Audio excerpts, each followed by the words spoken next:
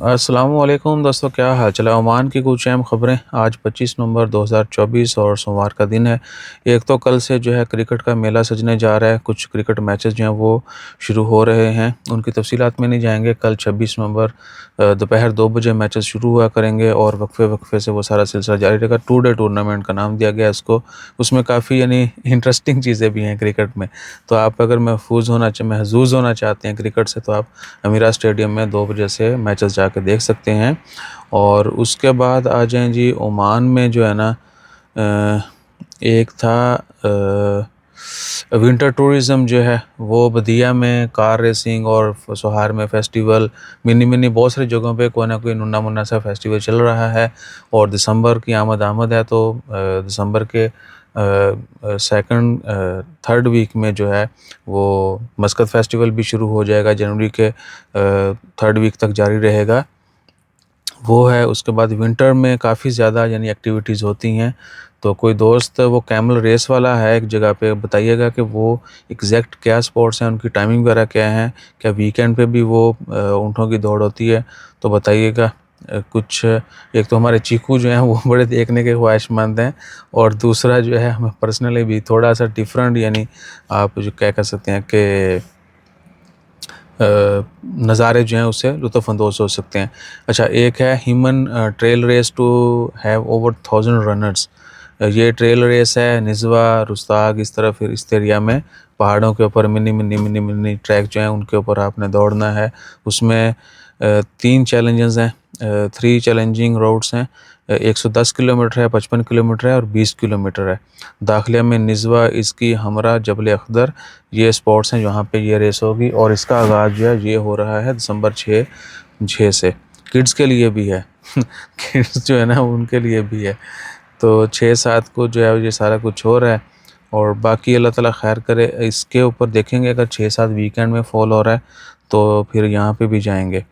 और उसके बाद ओमान की ख़बरों में सोहार फेस्टिवल के मतलब जो है ना वो काफ़ी अपडेट्स हैं कि सोहार में जो फेस्टिवल चल रहा है वो रिकॉर्ड लोग जो है उसको विज़िट कर रहे हैं। और ये छुट्टियां नेशनल डे की जो हुई हैं उसमें 25,000 से कुछ ज़ायद लोगों ने ओमान अक्रॉस एजेस म्यूज़ियम जो है वो विज़िट किया। और वो वाक़या ही कहते हैं कि जी मस्ट विज़िट प्लेसेस है वो भी। तो किसी दिन जाएंगे इंशाल्लाह खैर। और उसके बाद ओमान, अच्छा ये तो नेशनल डे का था, वो गुज़र गई है भाईजान।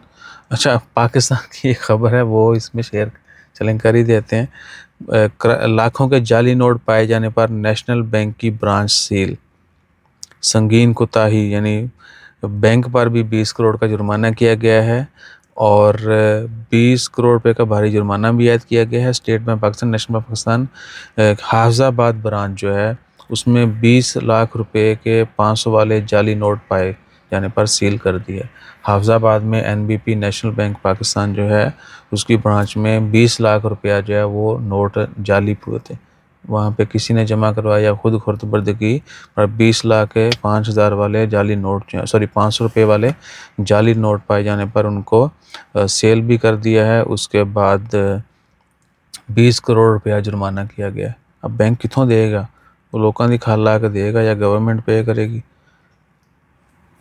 जिसने किया है या तो वो पे करे, लेकिन उन्हें बेचारे ने 20 लाख का किया होगा या हो सकता कई सालों तो कर रहा हो। यानी 20 लाख का फ्रॉड है तो 20 करोड़ जुर्माना है।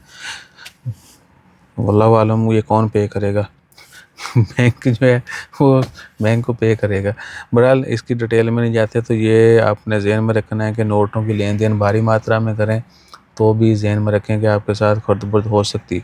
यूरोप में इस तरह बड़ा होता है, आपके पर्सों में जो है ना ओरिजिनल पैसे निकाल के फेक रख दिए जाते हैं। ट्रैवलर को पता नहीं होता कि इनकी वो रंगत ये वो सारे तो मिलते जुलते होते हैं। ओमान में भी अक्सर पकड़े जाते हैं लोग। बहरहाल रोमानिया बल्गारिया का मतलब ख़बर है जी, अगले साल जो है यानी अगले चंद महीनों में उनका 100% जो है वो यूरोपीय यूनियन का हिस्सा बन जाएंगे, शेंजन जोन में आ जाएंगे। अभी सिर्फ जो है एयरपोर्ट्स और जो एयर रूट्स हैं वो इंक्लूड हैं। तो अगले महीने जो है उनकी मुकम्मल रुकनीत का ऐलान भी कर दिया जाएगा और इक़दाम जो हैं वो कर दिए गए हैं। सो हवाई अड्डों बंदरगाहों के लिए शेंजन इलाके का रुकन है। अभी सिर्फ जो है हवाई अड्डों और बंदरगाहों पे, यानी अगर आप बाई एयर जाते हैं या बाई सी जाते हैं तो आप जो है वो उनको उस रोड से एंट्री करते हैं तो शेंजन जोन में कंसीडर होता है। बाई रोड जो है मिनी आप नहीं जा सकते, आपको यानी शेंजन में हैं तो सही, लेकिन क्या है कि अगर विज़िट करना है तो बाई एयर ही जाना पड़ेगा या बाई शिप जाना पड़ेगा। बाई रोड जो है बाकी ज़मीनी रास्ते वो नहीं है। बहरहाल अगले महीने जो है वो मीटिंग होने जा रही है, उसमें जो है मुकम्मल उनको रुकनीत दे दी जाएगी। फिर 27 की बजाय 29 जो है शेंजन कंट्रीज़ हो जाएंगी, यूरोपीय यूनियन के 29 रुकन हो जाएंगे। ये हो गया जी। और इन्हीं को लेके जब बुल्गारिया में तो बहुत कम वीज़ा, रोमानिया में कह लें कि रोमानिया बड़ा भी है थोड़ा, और वहाँ पे कह लें कि थोड़ा वो बैकवर्ड भी है, तो उस वहाँ पे प्रोजेक्ट्स बहुत सारे हो रहे हैं, डेवलपमेंट बहुत ज़्यादा हो रही है क्योंकि वो शेंजन का हिस्सा बन रहा है। डेवलपमेंट फिर बाकी हर कोई तरक्की तो करना चाहता तो हो रही है। वहाँ पे तंबाकू भी चल रहा है वर्क परमिट्स का, तो आपने जहन में रखना है कि पाकिस्तानियों के वीज़ा कोई भी है इतना आसान नहीं है।